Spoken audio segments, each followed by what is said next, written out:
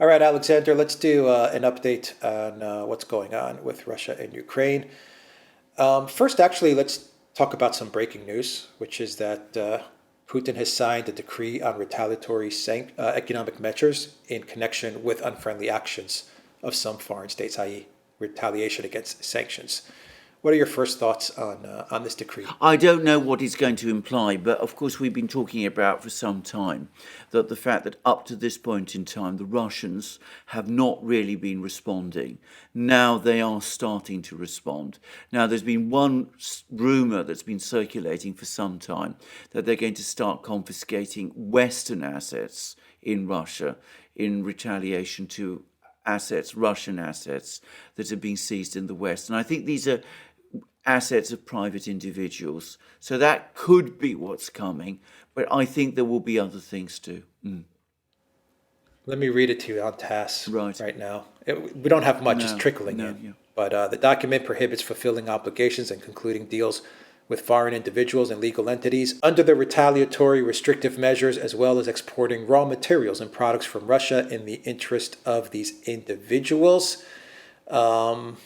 According to the decree, these measures are taken in order to protect Russia's national interests due to unfriendly actions, which contradict international law by the United States of America and foreign states and international organizations that join them directly at illegitimately depriving the Russian Federation, the citizens of the Russian Federation, and Russian legal entities of their property right and restricting their property right. That's a direct quote. And the Russian government was instructed to approve a list of individuals sanctioned by Russia in 10 days and determine additional criteria for deals and obligations to be categorized as banned in compliance with the decree. And finally, from TASS, the finance minister and Russia's central bank will have the right to give official clarification on the application of this decree, with the exception of the norms on financial operations, which benefit the individuals under the Russian sanctions. That's pretty much Yeah, it's a everything from complicated. this So small TASS yes, article. it's a pretty detailed and comprehensive decree. So I'm going to take back what I just said. I don't think it's about confiscation of foreign assets in Russia.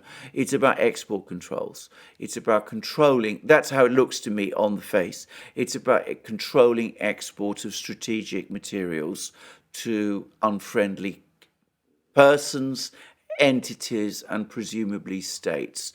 So, things like neon gas, perhaps, special metals, who knows which. But it is the first step, another big step in the economic war. In other words, the next thing to drop might be gas for, I mean, rubles for all the resources or something like that, or Absolutely, maybe a yeah. complete, instead of an embargo, instead of the EU putting an embargo on Russia, maybe Russia says we're just not going to sell to you guys I anymore. think Is it's that entirely possible? possible. I think that's exactly where we're heading. I mean, I think this is actually a point which I'd like to make. I think that the EU is now working itself up towards imposing embargoes on Russian oil and gas. I don't think they understand that the Russians have for some time been working in the same but opposite direction. I don't think the Russians plan to go on selling oil and gas to Europe, actually. I think they're already looking for other markets in other parts of the world, and I don't think that you would see this gas and oil trade continue for very much longer, even if the Europeans did nothing, because I don't think the Russians trust the Europeans anymore. The Russians have been making repeatedly the point that a lot of the money, that the central bank's money, that $300 billion that was frozen, is money that was paid to them for gas and oil. I mean, it's the proceeds of Russian sales of oil and gas to Europe. Now, that means that the Europeans have got that oil and gas, but the Russians haven't got the money for it. So the Russians feel that they've been cheated, and that's destroyed their trust in the Europeans as customers. And so they're gradually, I think, saying to themselves, if the Europeans did this once, they can do it again. So in light of that, we're going to start winding down our entire trade in oil and gas. Yeah. And they're protecting their natural resources in a way as Absolutely, well, aren't they? absolutely. absolutely. The big beneficiaries, from being sold off to. exactly. Big That's going to hurt them because they want those natural resources precisely. so bad. That's what it's all about. I think ultimately this is what this whole thing has always been about. I think that if you go back to when did the West, the Europeans start turning against Russia in the early 2000s, especially after the Hodorkovsky affair. It was when it became clear that the Russians were not going to ratify the EU's third energy package, were not going to allow Western companies to move into Russia like they do into Nigeria or wherever, and directly extract oil and gas and such things in Russia, that instead the Russians would operate and control their own natural resources. And I think this has always been the issue. I think this is the heart of the whole dispute between the West and Russia. And I think this is the final nail in that relationship, which clearly never worked well from the start. Mm-hmm. Yeah, boy, are they going to be upset with this anyway. Okay, so let's get to some more topics. Where to begin? How about, since you are in London and you're in the UK, how about you weigh in on the Pervia Canal, the Channel 1 video simulation on various ways that Russia can strike at the UK. This was kind of done, one in, at least from what I'm seeing from Russian media, in retaliation from some of the comments from Boris Johnson and Liz Truss, where they have been talking about nuclear weapons or tactical nuclear weapons and winning the war only with military means. And it also fell on the same day, Alexander, that Boris Johnson approved another, what was it, 375 million in military aid to Ukraine, including all kinds of stuff that's meant to kill Russians. So, I mean, I don't think this video being shown is just a coincidence. No, is it? no, of course it's not a coincidence. I mean, it reflects Russian exasperation and anger. And it also, by the way, I think is intended to feed into the growing doubts that some people on the fringes of the political system are beginning to have about this affair. Because, of course, we've seen Liz Truss. She gave this extraordinary speech a few days ago in the Mansion House in which she talked about outright victory over Russia. Boris Johnson is slowly moving also in terms of that direction. And, of course, it's a case of Britain trying to fight a war with Russia via a Ukrainian proxy. Britain. And, of course, the Russians are saying, look, you are not anybody that really matters. We can destroy you with a single strike. And, of course, it's true. And, by the way, there are people in London who are extremely concerned that the rhetoric is now spinning out of control in London, and who I think rightly see this, some of these bizarre comments as a case of conservative politicians positioning themselves in advance of a Conservative Party leadership contest, because I think more and more people are coming to the view that Boris Johnson's time is almost out. All right, so let's talk a little bit as to what's going on the ground now. And let me give you the perspective from the Pentagon. This is how the Pentagon is seeing this, and I'm taking this from a Zero Hedge article. And it says this: Russia's progress in Donbass, quote, is minimal at best, as 5,000 javelins have entered Ukraine, according to the Pentagon. Let me get some quotes for you here. It says, quote, our troops won't artificially base their activities on a specific date, including victory date, according to Lavrov. We will solemnly celebrate May 9th the way we always do, is what Lavrov said. And the Pentagon took this as a way for Lavrov to cover for the fact that Moscow, that the Russians are not keeping up with their timetable, that they're moving very, very slow.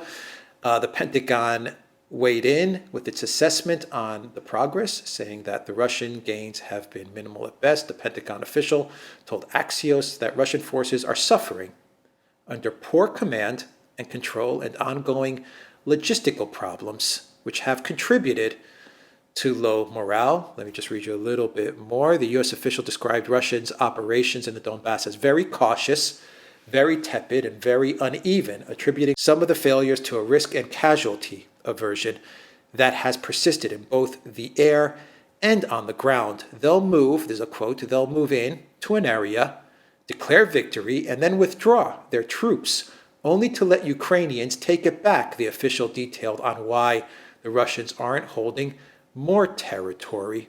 Meanwhile, on Monday, the Pentagon said that they're sending 5,000 Javelin anti-tank missiles to Ukraine forces, and an estimated 80% of the howitzers thus far pledged to Ukraine have now been delivered to the country, according to the Pentagon. So that's an interesting take from the Pentagon as to how things are going for Russia. Well, indeed. Now, look. How do you see well, this? I went and looked it up on the actual Axios article, and one thing immediately stood out for me, which is that the Axios article and presumably the Pentagon official makes absolutely no reference to any geographical position.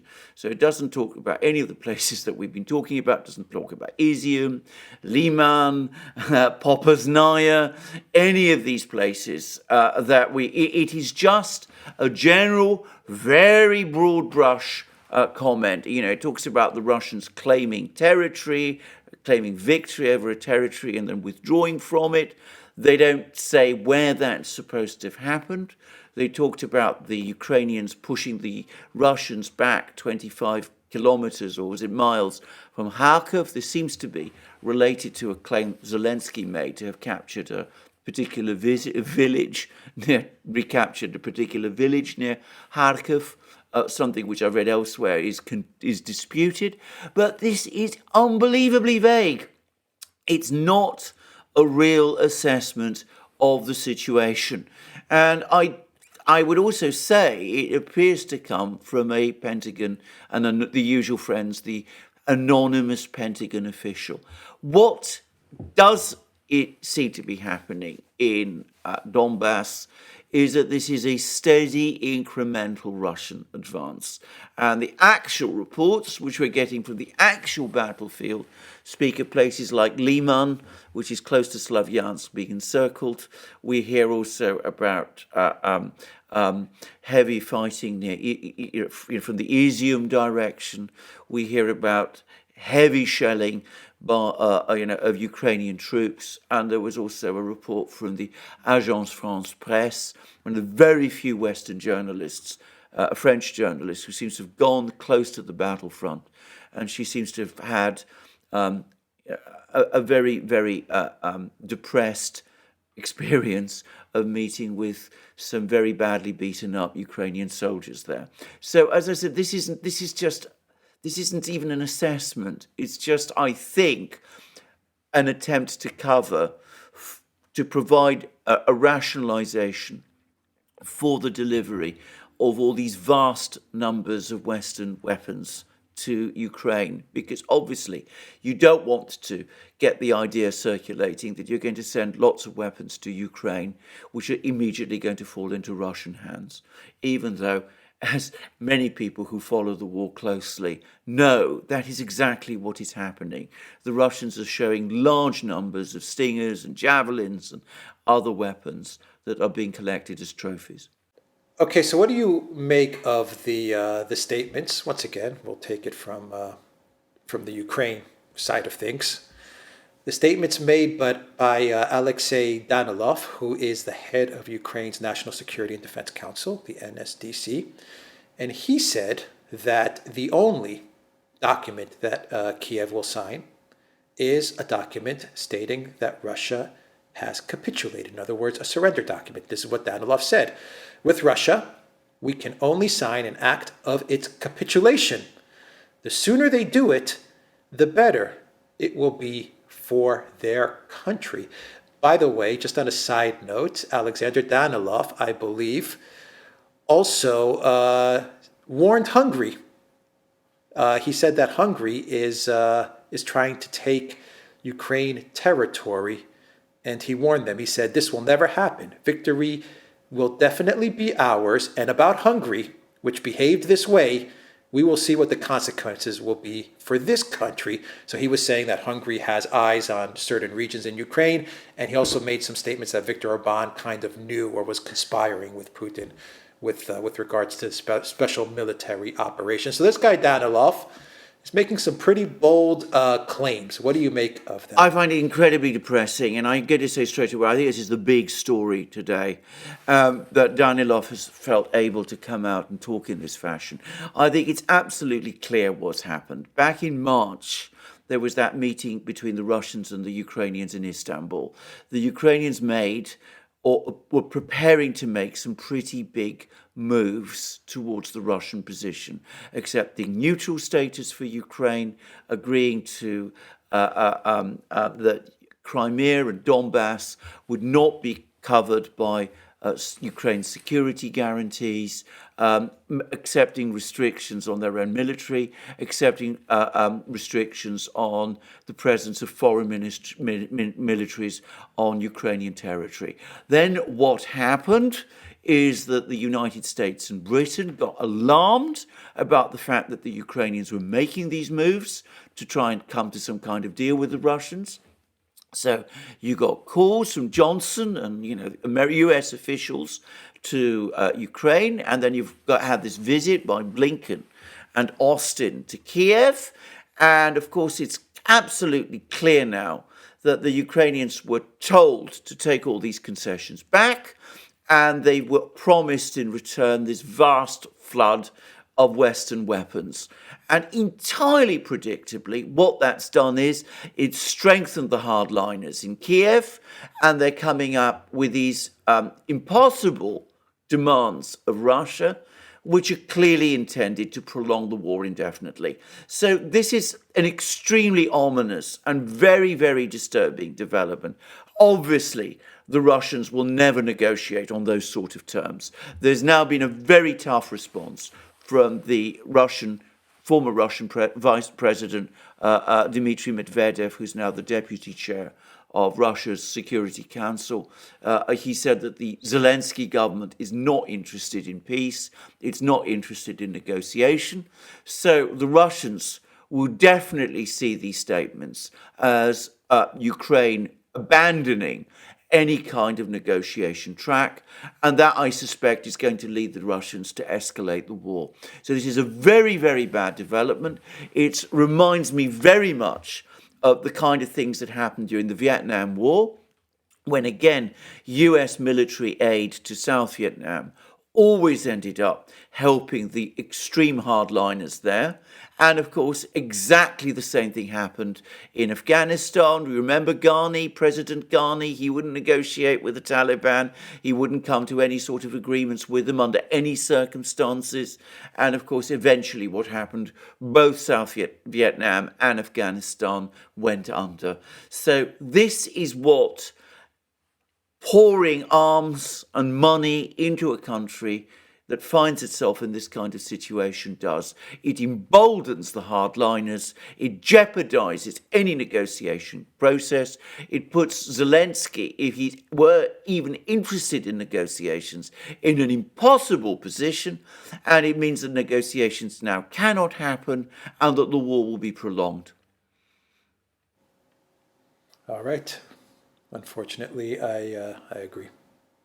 Terrible comments, very alarming comments. All right, we'll leave it there. Everybody, theduran.locals.com, and go to the Duran shop. 10% off when you use the code. Good day. Take care.